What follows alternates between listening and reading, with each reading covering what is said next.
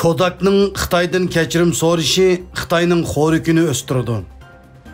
Fox xabarlar to'rining 2-sentabrdagi xabarida ko'rsatilishicha, Kodak şirketining Xitoydan kechirim so'rashi va uning Sharqiy Turkistondagi vaziyatni ko'rsatib beradigan Instagram yozmasini o'chirib etishi Amerika Kengash palata a'zosi Rex Scottni qattiq andishiga solgan.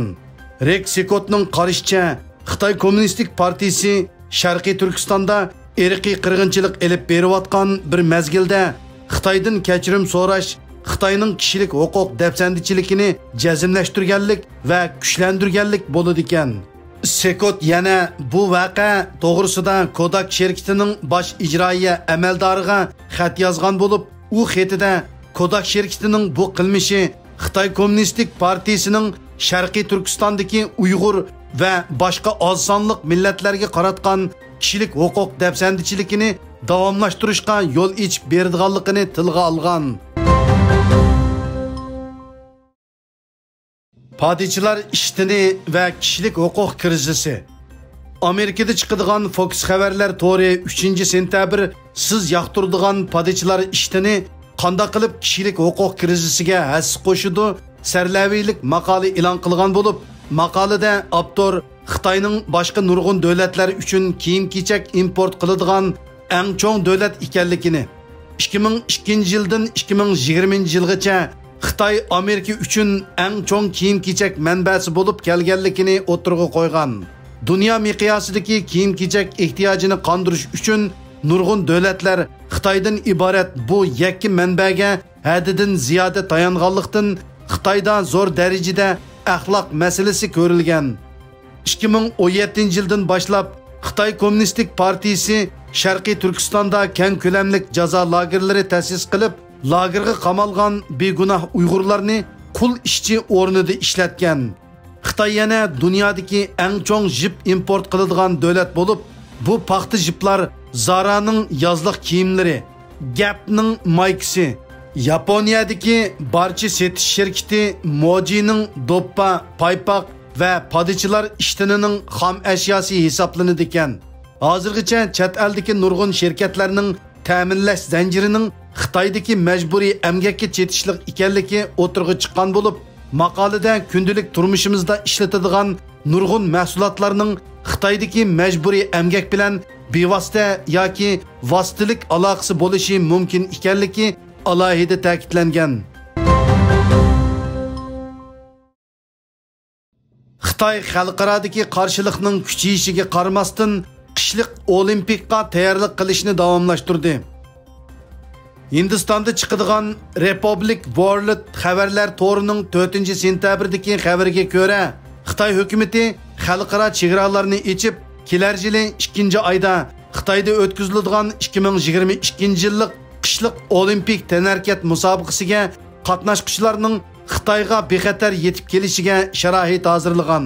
Olimpikni tashkillovchilar Tokyo Olimpik tanarkat musobaqasidan olgan tajribasi bo'yicha tayyorlik xizmatini boshlagan bo'lsa-mu, ammo Xitoyda o'tkazilmoqchi bo'lgan bu qitimliq musobaqa Xitoydagi izlayotgan millatlarning bexatarligini qo'g'dash chaqiriqining kunseri kuchayishiga ergishib, keskin tanqidga duch kelgan. Xalqarodagi ko'plagan faoliyatchilar Xitoy Kommunistik partiyasining Sharqiy Turkistondagi kishilik huquq dafsandichiligiga diqqatini markazlashtirgan bo'lib, 2022-yillik qishliq olimpik tanarkat musobaqasini boykot qilish chaqiriqi nisbiy ravishda kuchaymoqda. Kuzatuvchilarning bayonicha, Uyg'urlar bir yangdan qo'l chiqarib, o'zaro hamdamda bo'lish asosida Beijing olimpik musobaqasining boykot qilinishi uchun bor kuchi bilan kurash qilishi, Uyg'ur tashkilotchilar, aktiv faoliyatchilar, ziyolilar va barcha Uyg'ur xalqi zich hamkorlik o'rnatish orqali Beijingning dunyoni davomli turda oldishini to'sib qilishi kunimizdagi eng muhim ishlardan hisoblanadi ekan. Amerikada Uyg'ur longqisi futbol musobaqasi o'tkazildi. İjtimoiy to'r taratqusi Tarim Supisining The Tarim Network Instagram sahifasidagi uchurlarga asoslanganda 2021-yillik Uyg'ur Amerika longqisi futbol musobaqasi 2021-yili 9-oyning 2-kunidan 6-kunigacha Washington rayonluq Uyg'ur futbol birlashmasining, ya'ni Football Association of DMV Uyg'ur sahibxonligida Virginia shtatining Leesburg, Virginia shahrida o'tkazilgan. Bu yillik Uyg'ur Amerika lo'nqisiga qatnashadigan komandalar tovandikicha. 1. Uyg'ur birlashma komandasi. 2. Uyg'ur birlashma klass komandasi. 3. Maryland Uyg'ur komandasi.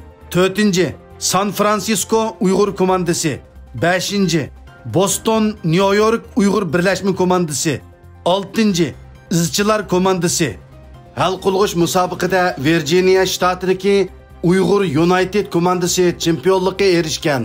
Amerika Uyg'ur lo'nqisi futbol musobaqasi 2015-yili tunji qatim Amerikaning Virginia shtatida boshlangan bo'lib, musobaqa Los Angeles, Toronto va Bostondan kelgan komandalar bilan boshlangan ekan.